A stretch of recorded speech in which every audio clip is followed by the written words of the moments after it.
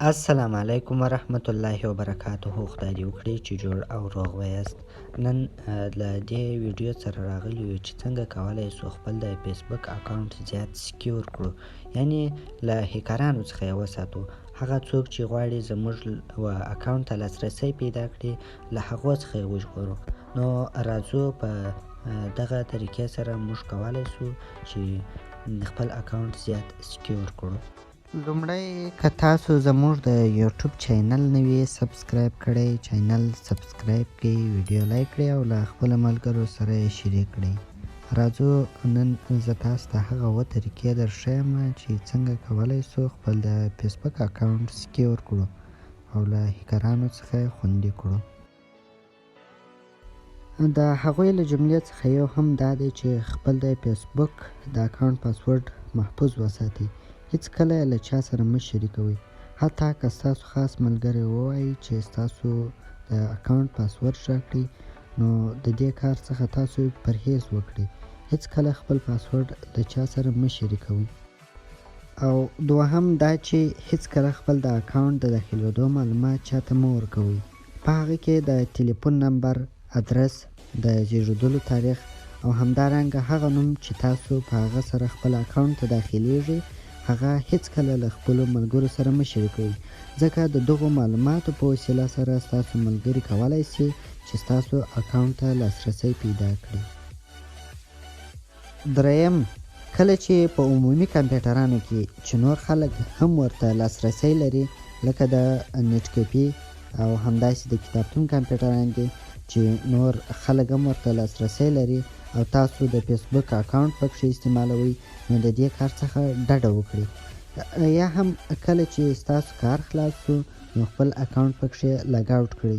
ستاسو هر څومره اکاونټونه چې تاسو په داسې کمپیوټرانو کې خلاص کړي وي په هغه کې خپل ټول اکاونټونه لاګ آوټ کړئ، تر څو نور خلک بیا ستاسو اکاونټ ته لاسرسی ونه کړي.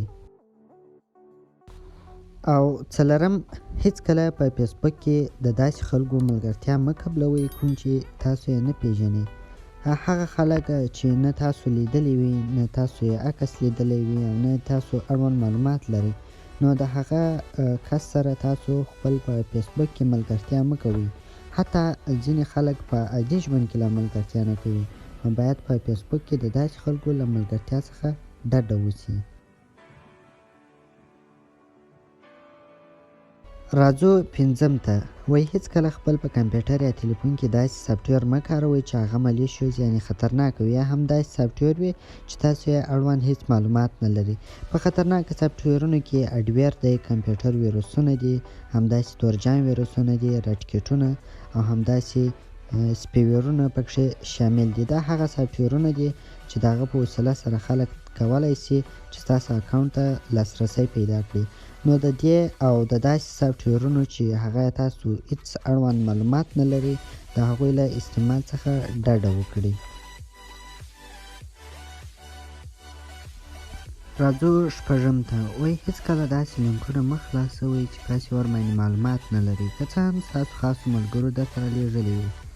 په هغو کې ځینې ملګري داسې دي چې خپلو ملګرو ته داسې لینکونه ورلیږي چې وایي تاسې کولی شئ په دې سره فري 50 GB انټرنیټ د نوي کال یا هم نورو مناسبتونو په ویاړ ترلاسه کړئ، چې دا هر څه دروغ دي، دا هر څه افواهات دي، دا هیڅ حقیقت نه لري. نو تاسو په داسې خلکو باندې باور مه کوئ او هغه لینکونه مه خلاصوئ.